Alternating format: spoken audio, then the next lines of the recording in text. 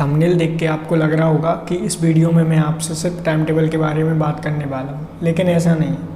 मैं पहले इस वीडियो में आपसे बात करने वाला हूँ कि टाइम टेबल होता क्या है।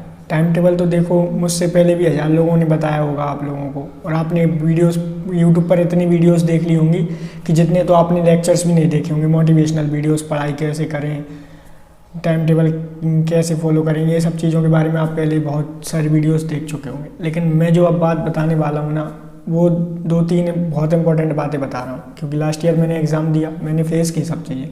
तो जो दिसंबर से टाइम आता है ना, हमारी क्लास 2 भाग में डिवाइड रहती है, एक अप टू दिसंबर और एक फ्रॉम दिसंबर। तो जो दिसंबर से टाइम आता है वो आपका बहुत क्रूशियल रहता है। अभी तक तो क्या था, आप लोग पढ़ रहे थे नहीं पढ़ रहे थे एक अलग बात है, आपके पास घर के काम रहते थे, आप किसी भी घर पे काम में हाथ बटा देते थे। लेकिन अब जो दिसंबर से आपका जो भी आप टाइम चलेगा ना, उसमें आप हर चीज़ को साइड रख के अपनी पढ़ाई पे मेन फोकस करिए। वो बहुत इंपॉर्टेंट रहता है। जिसने भी दिसंबर तक नहीं पढ़ा है वो दिसंबर से पढ़ के बहुत अच्छा स्कोर कर लेता है। हम कई बार सुनते भी हैं, क्या होता है कि कुछ बच्चे रहते हैं जो बहुत पढ़ते हैं, शुरू से बहुत पढ़ते हैं, लेकिन लास्ट में थोड़ा अपने लूज़ कर देते हैं स्टडीज़ को। और कुछ लोग रहते हैं जो शुरू से नहीं पढ़ते पर लास्ट टाइम में बहुत अच्छा पढ़ के बहुत अच्छा रिजल्ट दे जाते हैं।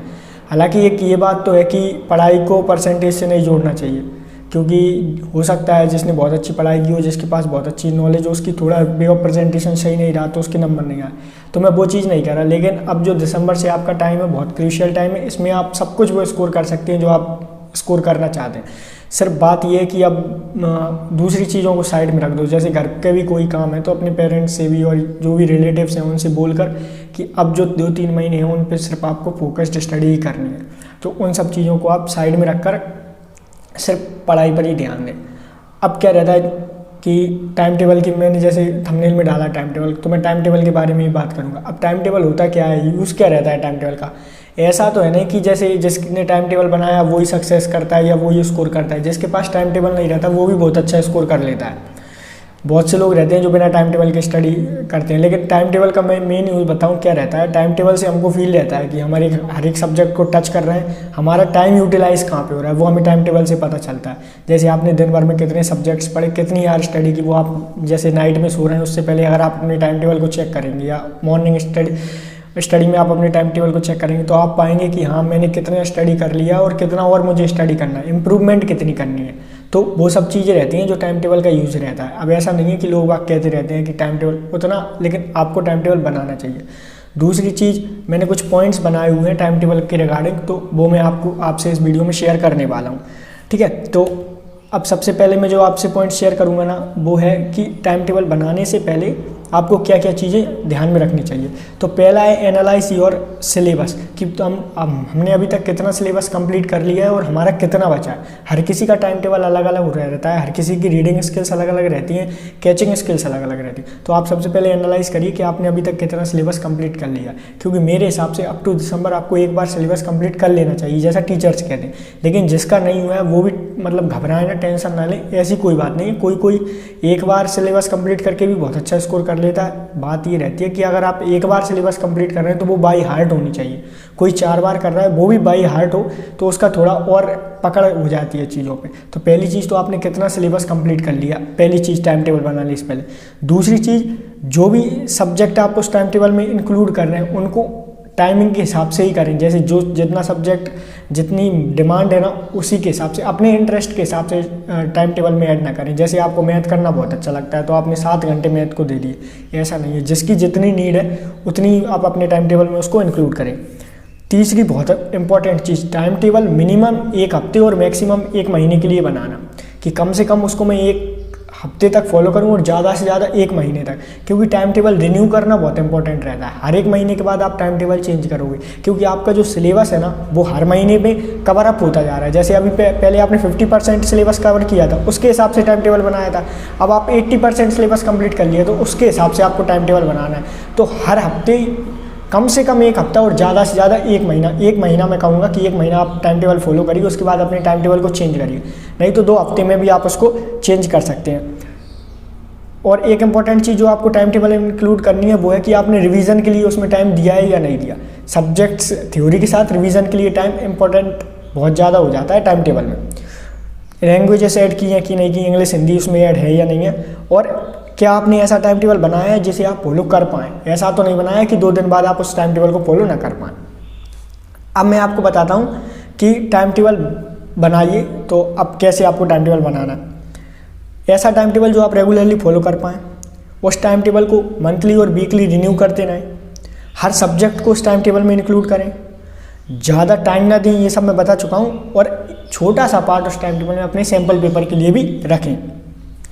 अब टाइम टेबल को 3 हिस्सों में बांट देना। पहला मॉर्निंग, आफ्टरनून और इवनिंग, जिसे हम नाइट कहते हैं। तो मॉर्निंग में मेरे हिसाब से, मतलब मैं अपना प्रेफर कर रहा हूँ कि आप ऐसा भी कर सकते हैं। बाकी आप अपने इंटरेस्ट के हिसाब से ही टाइम टेबल बनाएं, किसी के कहने से टाइम टेबल नहीं बनता।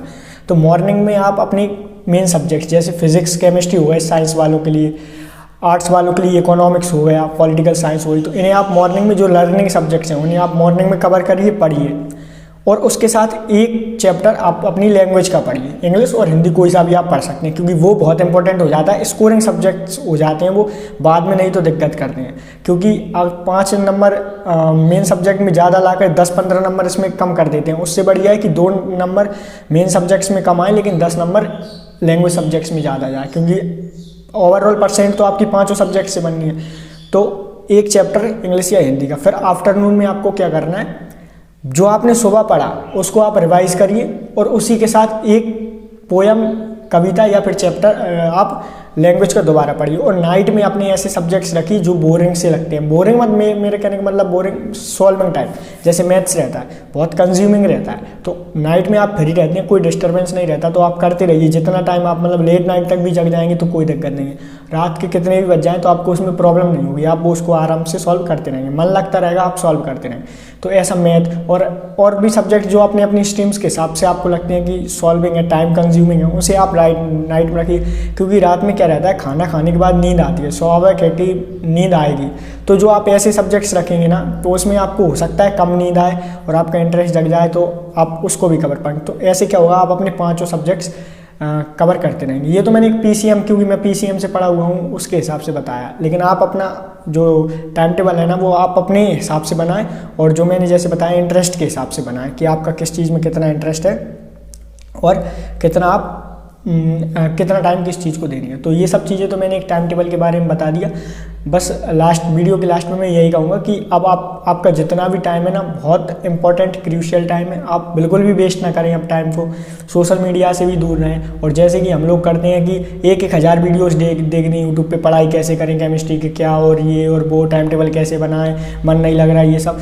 तो हम 1,000 वीडियोस देख डालते हैं यूट्यूब पे सिर्फ कि पढ़ाई कैसे करें उसके ऊपर। लेकिन हम 1,000 वीडियोस अपने लेक्चर्स की नहीं देखते। अगर उन 1,000 की जगह आप अपने सिलेबस के 1,000 वीडियोस देखें ना, तो आपका जो रिजल्ट आएगा ना, वो कम से कम 10% इम्प्रूव्ड आएगा जो आने वाला होगा। तो इन चीज़ों को कम देखकर आप अपने सिलेबस पे फोकस करें। सब अच्छा होता है, बोर्ड एग्जाम्स बहुत बढ़िया जाते हैं। तो ये तो हो गई टाइम टेबल की बात। और अब मैं रेगुलरली 10th-12th के लिए वीडियोस डालता रहूँगा जो आपको थोड़ी बहुत हेल्प कर दें, क्योंकि अभी कॉलेज खुलना तो मुश्किल है। तो जब तक घर पे हूँ तो ज़्यादातर मैं कोशिश करूँगा आपकी हेल्प करने की। Thank you.